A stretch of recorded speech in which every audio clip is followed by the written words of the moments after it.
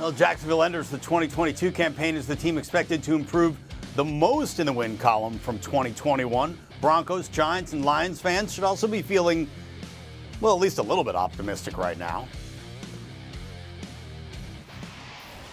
And we welcome in Sportsline analyst Emory Hunt. Emory, we kind of forget this now, but the Jags actually improved on their win total from 1 to 3 from 2020 to 2021. Now their win total set at 6.5. You cool with that?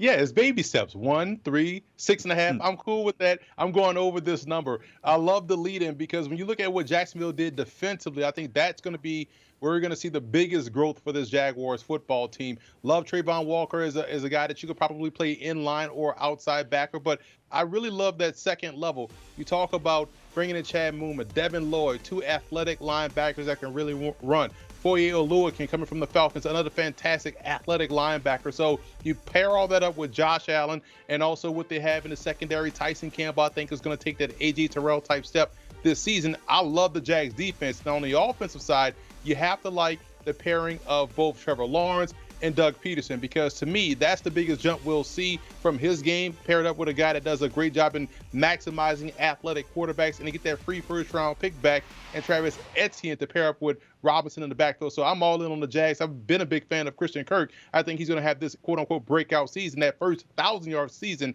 that folks are looking for. All right, Jacksonville fans got to be happy about that. Let's talk about the Broncos, because they haven't hit double-digit wins since they won the Super Bowl in 2015, which is actually kind of crazy when you think about it. Their total is set at 10 for this upcoming season. They got Russell Wilson at the controls now. Is that enough for you to push them over the line?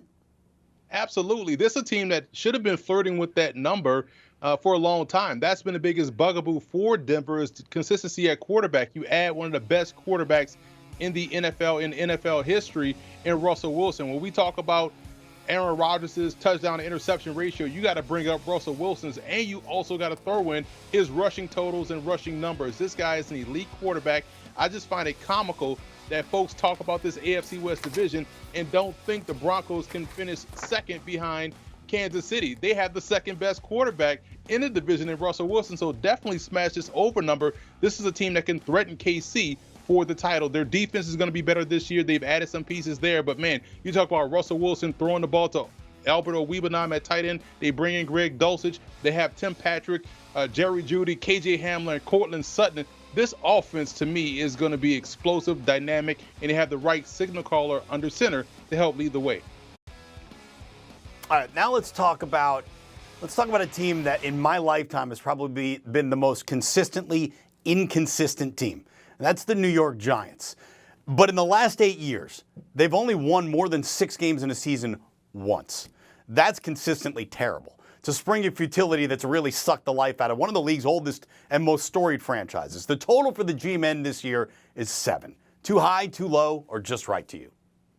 I feel like it's just right. I will throw this caveat out there. If they wear those throwback navy blue Giants helmets all season long, you may have to take this over, because those uniforms are phenomenal. But in all seriousness, I'm going push right here. 7 wins is where I expect the Giants to land on by the season's end.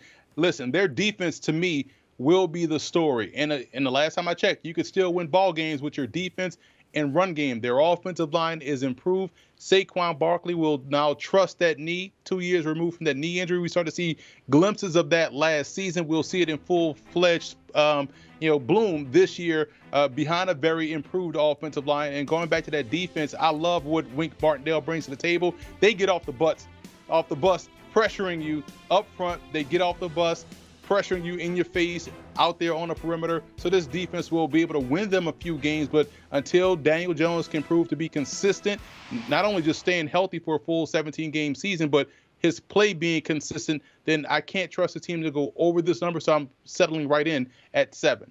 All right, let's say, for argument's sake, the highlight of the Lions season in 2021 was watching Matthew Stafford win the Super Bowl as a member of the Rams.